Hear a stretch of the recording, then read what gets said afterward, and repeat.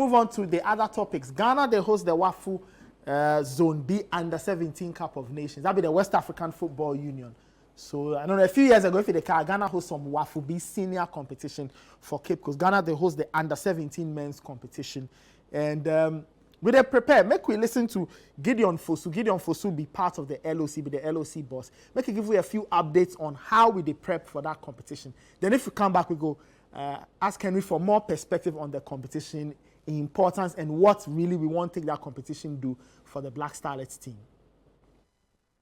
So I think that the African Games gave us a lot of leverage, because then it gave us, it's just ended about a month ago, so it just gave us some kind of indications as to what we need to be doing. And so yes, preparation so far has been good.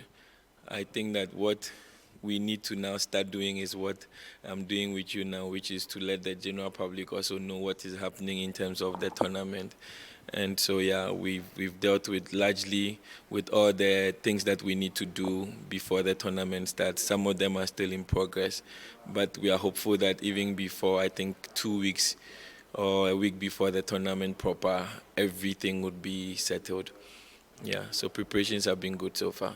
The same enthusiasm that we had for the African Games is what we are seeking to get for this WAFU Zone B U17 tournament. Of course, you have to put structure. You can't just think that what happened in the African Cup will happen in this tournament. And so we are looking at, that is even informing us which location to use, you know, which individuals to contact or deal with, which clubs, all of that. Engaging the media, for example, is one major part that we don't have to, you know, lose grip of. So yeah, the media engagement should be ongoing. We should let everybody know that this is happening in Ghana. We should let everybody know the need to support the team. Once we've done it for the U20, we should be able to do it for the U17. And so yeah, I think that we are trying hard to make sure that we replicate what we saw. All right, so that be Gideon Fosu. He be LOC boss for the WAFU Zone B Under-17 Cup of Nations. The competition, they play from the 15th to the 29th of May. Henry, Ghana, what did they concern? We say the Black Starlets they play. So far, what be the latest? I know say the day Russia they play in some competition. Yeah, they were supposed to play Russia at 1:30. I'm sure the game has started by now. You know. Yeah.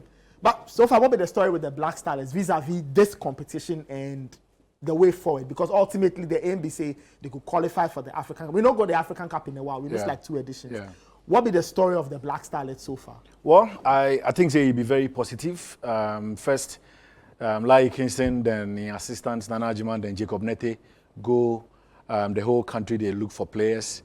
Now we get scouts for all the 10 regions. Then they work for the technical directorate. So them too, then they watch the Coast League. Then they see some talents. Then go recommend. Give the technical directorate, then the coaches go watch them. So as them go, we decide say we go bring them for Accra, but in batches. So we bring them for Pram Pram. We had 6 different batches of 30 players each. So over 150 years, 180 years, players were screened in Pram Pram. As they come Pram Pram, then go day like 4 or 5 days. Then on the final day, which is the 5th day, then go play some friendly match. Then the coaches go look at them reaction aside training. Then go select some players, put down. Then do for the 6 batches. So as them finish, those then select, then come back for the second phase of the screening. Then another batch come for the 3rd phase of the screening. As they talk to you, those way then if you go Russia, then still they Pram Pram. We then they train. You know, Nana Dakwa, they train them for Pram Pram. So then play several friendly matches. Then play Division 1 clubs, Premier League clubs, then play juvenile clubs as then they Pram Pram.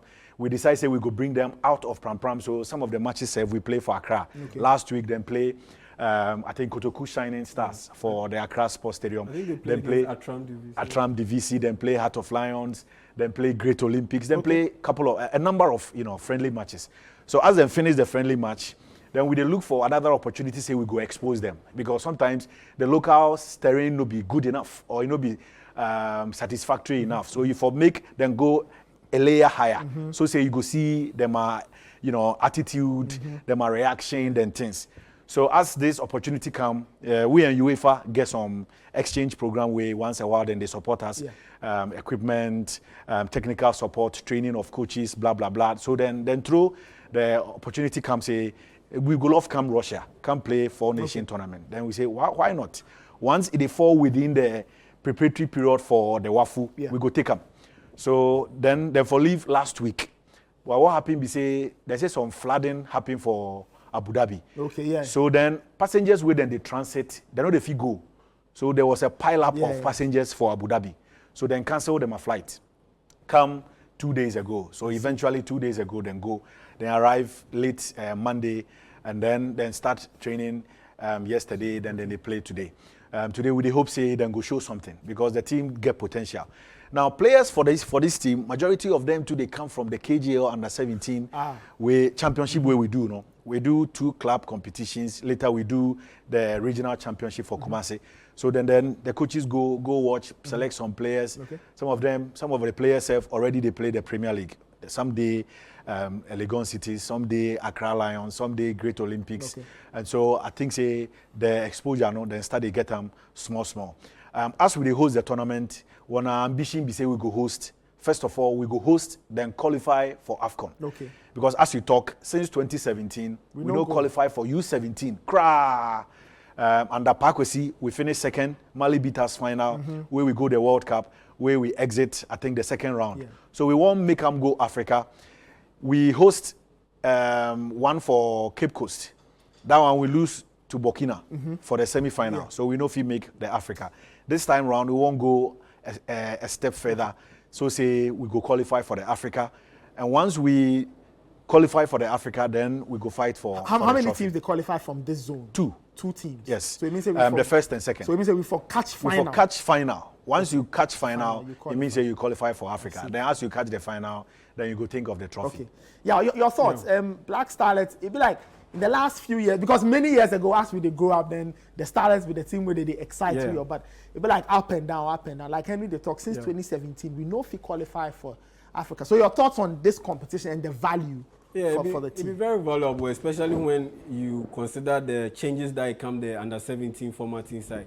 Right now, FIFA make annual competition, where from 2025, you go see say the under 17 tournaments, we go host them annually every year. So say it will boost the number of talent with and data system inside. We go give them that platform because if you do them 2 years, the football cycle it leaves some behind.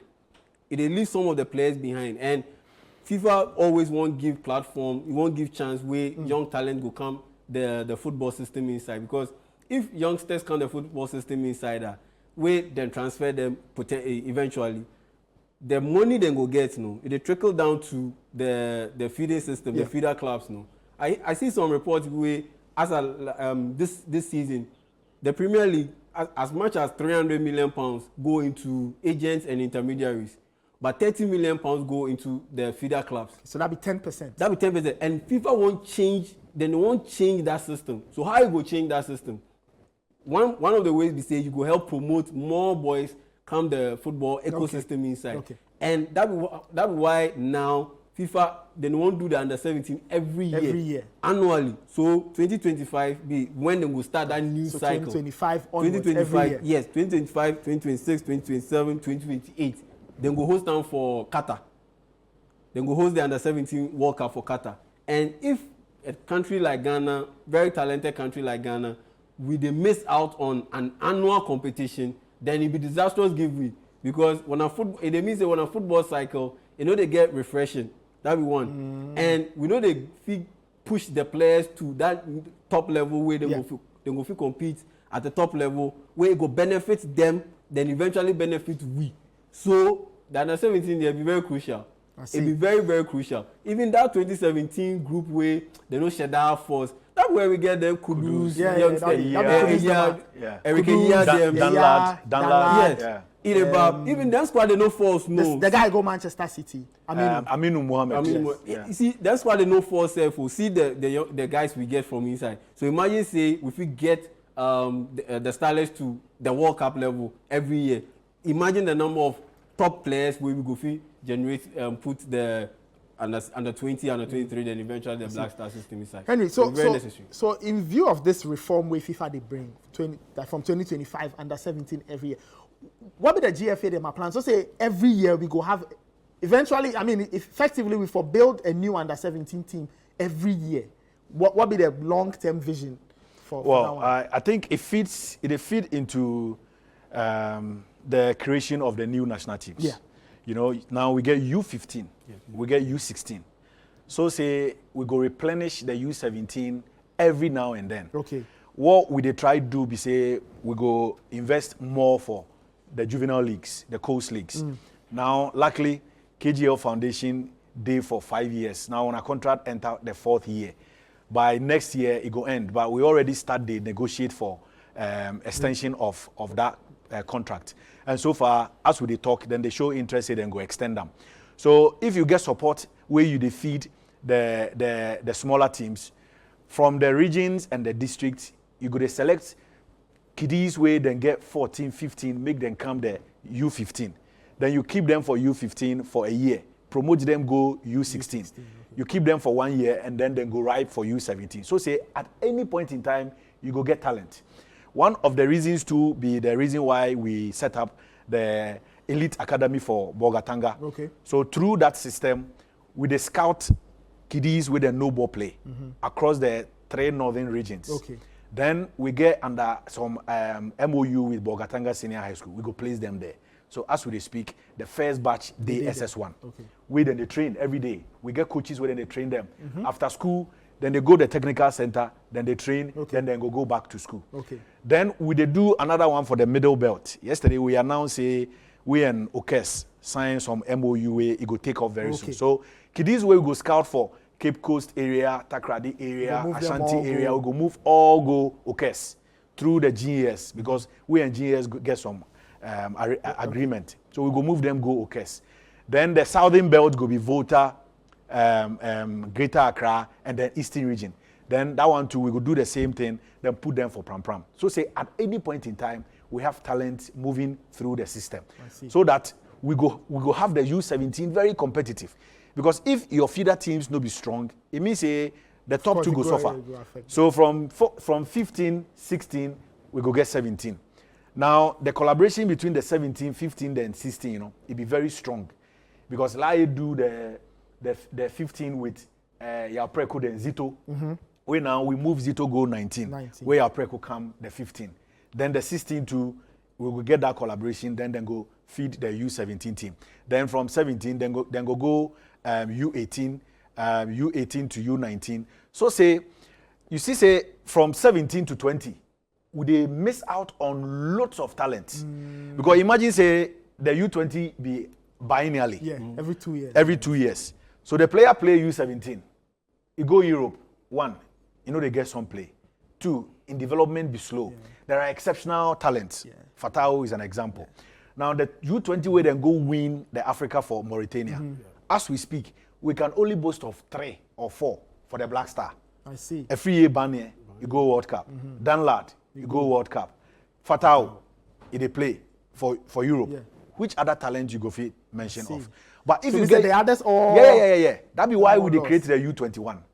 The U21 at least go help them, make them transit from the U20 so that the 4-year cycle before the Meteors go be ready for Olympic qualifiers, no? Then they play more. Then we see them more. We expose them more. Then they play friendly matches. Mostly European teams, they say they won't play U19. Even yesterday, one North African team, they said they won't bring them a U15, U19, U18 come Ghana, come play series of international friendly matches. But if you no get, how you go play? But if you get standing team, at least you go welcome those opportunities. It go help you. You go get the exposure. Then you go transit them from one team to the other. So this new U17 way we play them every year, no, it be very, very, very helpful. It help. It go bring fluidity for the football engine inside. If your car they start with the engine oil come out or you finish, you know go start them. So it go bring that fluidity and flexibility. So say every year you go produce new breed of talent. Okay. So say your football ecosystem go be very smooth. But Harry, just a quick one. previous years, for more years, we get issue plus payment of coaches at this level, especially at the juvenile level. Yeah. Yeah. And then coaches, then be very crucial to the development of one players. Very important. But multiple years, coaches The come, coaches there, they say they don't pay them more than 1 year, they don't pay them 2 years.